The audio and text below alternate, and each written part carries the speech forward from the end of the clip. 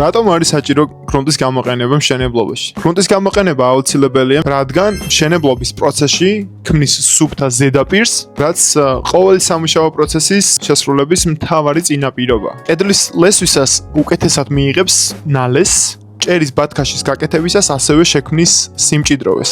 ხისთვის გრუნტის წასმა გულისხმობს უკეთესად მიიღოს საღებავიან ლაქი და იყოს წყალთან მედეგი. კერამიკული ფილის დაგებისას გრუნტის გამოყენება აქრობს მტვერს, რაც ხელს უწყობს წებოცემენტის მუშაობის ხარისხს. შპალერის გაკვისას წინასწარ გრუნტით დამუშავებული კედელი უკეთესად მიიკრავს ქაღალდს ან ფლიზელინს. გრუნტი თავისი სახეობების მიხედვით არსებობს შიდა და გარე სამუშაოებისთვის.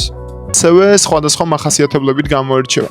სწორად შერჩეული გრუნტი სწორი გადაწყვეტილებაა მშენებლობაში. ელია ვაჰაბი მოგაწვით თქვენთვის სასურველ სამშენებლო მასალას, თქვენთვის სასურველ ადგილას, თუ კი აკრიფავთ 2-60-20-60.